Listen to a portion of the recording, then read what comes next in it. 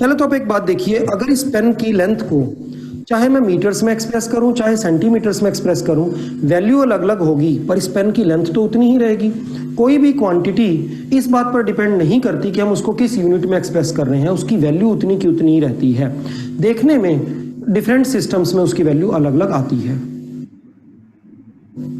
Quantity की value same रहेगी, it will be n1 u1 n2 u2 n3 u3, where n1 n2 n3 are numerical values and u1 u2 u3 are units used। यहां पर हमारे पास दो systems हैं, एक है CGS और एक है MKS, इसलिए हम फार्मूले को केवल इतना ही लिखेंगे। हमारे को एक सिस्टम में न्यूमेरिकल वैल्यू पता है, वो वैल्यू है 1 जूल। अब आप में से को मुझे बताया, अगर मेरे पास एक रॉड है जिसकी लेंथ 5 मीटर है तो उसकी सेंटीमीटर में लेंथ कितनी होगी? 500 सेंटीमीटर। 500 सेंटीमीटर। आपने उसकी लेंथ को इंक्रीज कर दिया, डिक्रीज कर दिया? सेम रखा है। क्वांटिटी ओवरऑल वैल्यू तो सेम रहेगी। देखने में क्या लगेगा, पहले आपने बोला 5 मीटर, फिर बोला 500 सेंटीमीटर। ये जो आगे की न्यूमेरिकल वैल्यू है 5 मीटर या 500, ये दोनों वैल्यूज n1 n2 अलग होंगी, क्योंकि यूनिट भी एक में मीटर और एक में क्या है, सेंटीमीटर। इसी तरीके से मुझे एक वैल्यू 1 जूल दी हुई है, मुझे दूसरी वैल्यू बतानी है हाउ मच अर्ग, तो u1 की जगह पर क्या वर्ड यूज कर रहा हूं मैं, joule. 1 joule is equal to how much, how many ergs, ये हमारा क्वेश्चन है। ये है MKS में या SI में। दूसरे सिस्टम में हमारे को अर्ग्स है, किस में, CGS सिस्टम में। We need value of n2, so we can write n2 is equal to n1 into u1 by u2। u1 कौन सा सिस्टम है, MKS, और u2 कौन सा सिस्टम है, CGS। जो गिवन सिस्टम होगा जो वो फर्स्ट की तरह ट्रीट होगा, जिसमें वैल्यू को फाइंड करना है वो सेकंड सिस्टम की तरह ट्रीट होगा।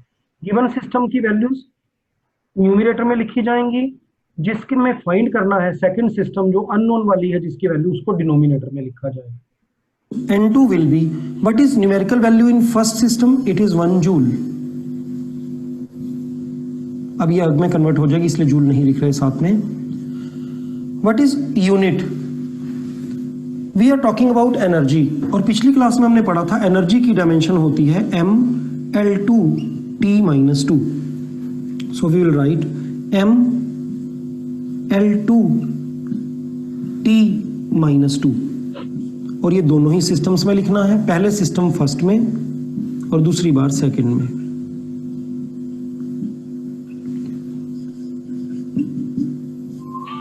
What is m, it is mass, और फर्स्ट सिस्टम में MKS में मास की वैल्यू होती है किलोग्राम्स में, और सेकंड सिस्टम CGS में मास की यूनिट होती है ग्राम्स। MKS में लेंथ की यूनिट होती है मीटर, और दूसरे सिस्टम CGS में होती है सेंटीमीटर। टाइम दोनों में ही सेकंड में आता है। 1 kilogram is 1000 grams. 1 metre is 100 centimetre. ये चीज तो कैंसिल ही हो गई। This is 10⁻³ and this is 10⁻², और उसका स्क्वायर हो गया 10⁻⁴, so it is 10⁻7। we can write 1 joule is equal to 10⁻7 arcs। दूसरे क्वेश्चन पर चलें। आपके बात समझ में आई कि what is 1 joule, what is 1 अर्ग हमें नहीं पता, फिर भी हमको ये पता लग गया कि एक जूल में कितने अर्ग्स होंगे। सिंपली ये इंफॉर्मेशन होनी चाहिए कि जो दो यूनिट्स दी गई हैं वो कौन कौन से सिस्टम में है।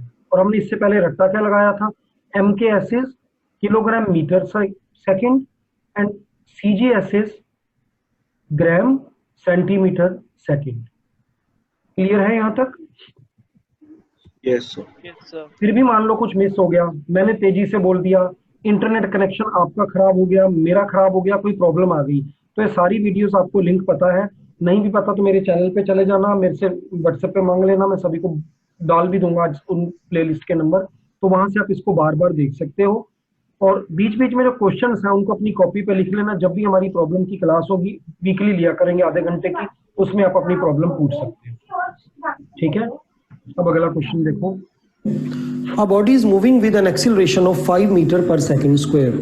Find the acceleration in centimeter per second square.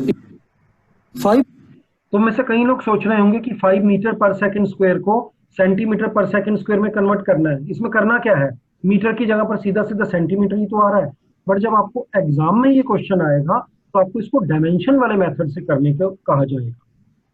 Practical life में जब तुम साइंटिस्ट बनोगे, इंजीनियर बनोगे, तो वहां पर आपको इसको इसमें कन्वर्ट करना नहीं होगा, वो बड़ी कॉम्प्लेक्स चीजें होंगी। तो हम उसका केवल बेस बना रहे हैं।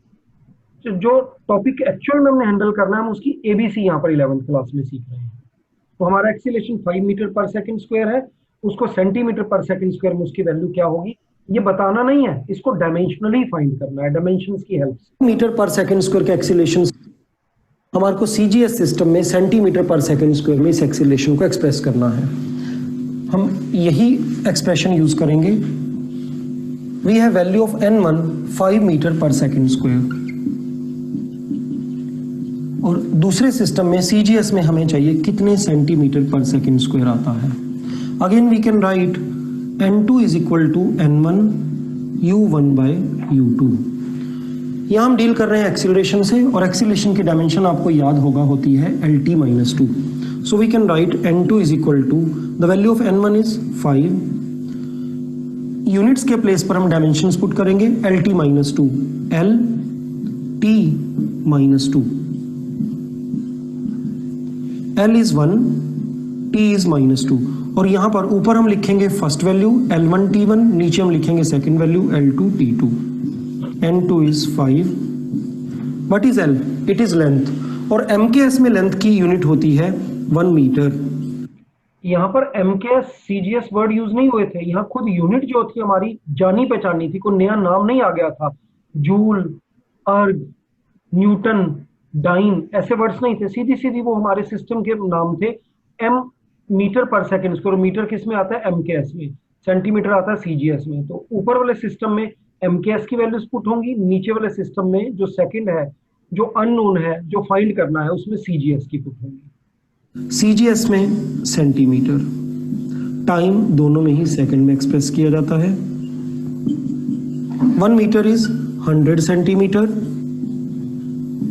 सेकंड से सेकंड यहां पर भी कैंसिल हो गया, नेट रिजल्ट बचा 500 सेंटीमीटर पर सेकंड स्क्वायर। यहां रिजल्ट आया 500, हम लिखेंगे एक्सीलरेशन ऑफ 5 मीटर पर second square is equivalent to 500 centimetre पर सेकंड स्क्वायर। आप सोच रहे होंगे ये तो सीधा भी किया जा सकता, ये बात मैंने पहले बोल दी इसलिए आगे लगता था 1 मीटर में 100 सेंटीमीटर, हम डायरेक्टली कह देते it is LT-2। We have to find dimensions of A and B, T is obviously time and V dimension की हेल्प लेकर कर लेंगे। इस क्वेश्चन में कहा गया है V is equal to A plus BT। यहाँ लिखा नहीं हुआ बट ध्यान रखिएगा, यहाँ V एक्सप्रेस कर रहा है वेलोसिटी को। हमारे को A और B की डायमेंशंस फाइंड करनी है, क्योंकि A और B की डायमेंशंस फाइंड करनी है तो ऑब्वियसली A एक्सीलरेशन को सिग्निफाई नहीं कर रहा है। एक्सीलरेशन होता तो हम डायरेक्टली कह देते it is LT-2। We have to find dimensions of A and B, T is obviously time and V is velocity. कोई भी इक्वेशन आपको, मैंने तुमको ये बताया है कि जिस चीज की डायमेंशंस फाइंड करनी है उनको एज्यूम नहीं करना कि यहाँ A दिया हुआ है तो A स्टैंड्स फॉर एक्सीलरेशन, नहीं। A is always acceleration, V is usually velocity, T is time। पर यहाँ पर A और B को फाइंड करना है तो आपने अपने दिमाग से अज्यूम नहीं करना कि A क्या है और B क्या है। हाँ, बाकी बची हुई दो चीजें हैं V एंड T, वो हमें स्टैंडर्ड लेकर चलनी है, V for velocity and T for time. याद होगा डायमेंशनली करेक्ट तभी होती है जब उसकी सभी टर्म्स की डायमेंशन सेम हो। इस इक्वेशन में V is equal to A plus BT में 3 टर्म्स हैं, one is V, second one is A and third one is BT. Dimensions of V, dimensions of A and dimensions of BT should be same. So we can write dimensions of A are equal to dimensions of V velocity, और velocity की dimension आपको मालूम है LT-1, तो A की dimension क्या आई LT-1। Next, जो V की dimension है या A की dimension है वही dimension V की होनी चाहिए। डायमेंशन ऑफ BT की B into T इस टर्म की is equal to dimension of V। we can write dimension of B is equal to dimension of V divided by dimension of T। क्योंकि T की dimension हमें मालूम है इसलिए हम इसको उस तरफ ले गए। वेलोसिटी की डायमेंशन है LT-1 और टाइम की डायमेंशन है T, so dimension of B is LT-2। इस तरह से हमने A और B की डायमेंशन को फाइंड किया।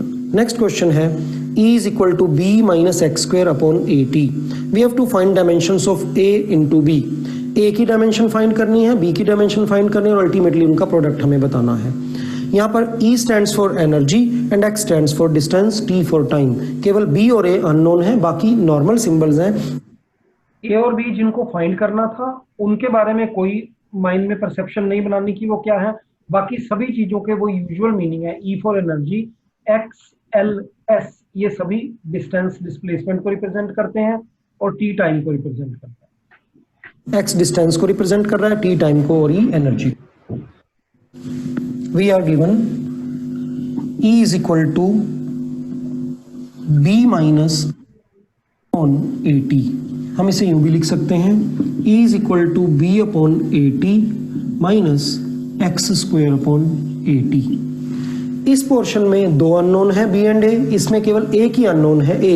X और T की डायमेंशन हमें मालूम है और हमें यह भी पता है इस टर्म इन तीनों की डायमेंशन सेम होगी। तो पहले हम इन दोनों का कंपैरिजन करते हैं। वी कैन राइट, पहले E और इस टर्म पूरी का कंपैरिजन इसलिए किया क्योंकि इसमें अननोन केवल एक था A और इसमें दो अननोन है, इसलिए इसको बाद में डील करेंगे। जब A की डायमेंशन आ जाएगी तो उसको भी इसमें पुट कर देंगे, अल्टीमेटली B रह जाएगा, वो फाइंड हो जाएगा। प्रिंसिपल ऑफ होमोजेनिटी क्या बोलता है कि सभी टर्म्स की डायमेंशन बिल्कुल सेम होनी चाहिए, तो जो E की होगी वो इस सारे की भी होगी। dimensions of E and dimensions of x square upon AT are same। हमें एक ही डायमेंशन चाहिए, उसे हम इधर ले आते हैं और डायमेंशन ऑफ E को राइट हैंड साइड पर ले जाते हैं। हम लिख सकते हैं dimensions of A equal to dimensions of x square upon T और साथ ही साथ E एनर्जी भी डिनोमिनेटर में आ गया। X is distance or length, so it is L square। T stands for time, it is T। E is energy, ML2 T minus 2। So finally we get M minus 1। L2 से L2 cancel हो गया, T minus 2 और T मिलकर बना T minus 1 और ऊपर जाकर ये हो गया T1। This is dimension of A। Next, इस पूरी टर्म की डायमेंशन भी एनर्जी के इक्वली होगी। Dimension of B upon AT and dimension of E are same. हमें यहाँ पर B की चाहिए, A की ऑलरेडी हम निकाल चुके हैं, तो हम लिख सकते हैं dimension of B is equal to dimension of E और साथ ही साथ कौन चला गया, A and T। So dimension of B is equal to first E is energy ML2 T minus 2, then A is acceleration। No, in this case it is not acceleration because we had to find dimension of A। अगर ये acceleration होता तो ऐसा नहीं कहा जाता।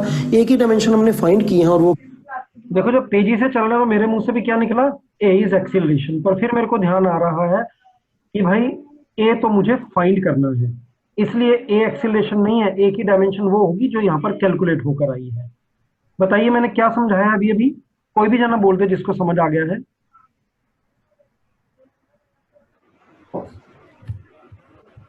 A की dimension acceleration नहीं है, उसकी वो डायमेंशन है जो हमने फाइंड करी है। तो क्यों नहीं है वो एक्सीलरेशन की?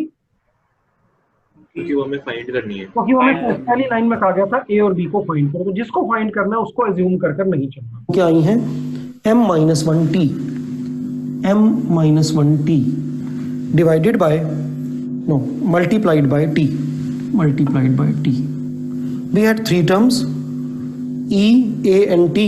E for energy ML2 T minus 2, A dimension हमने find करी M minus 1 into T and then T for time।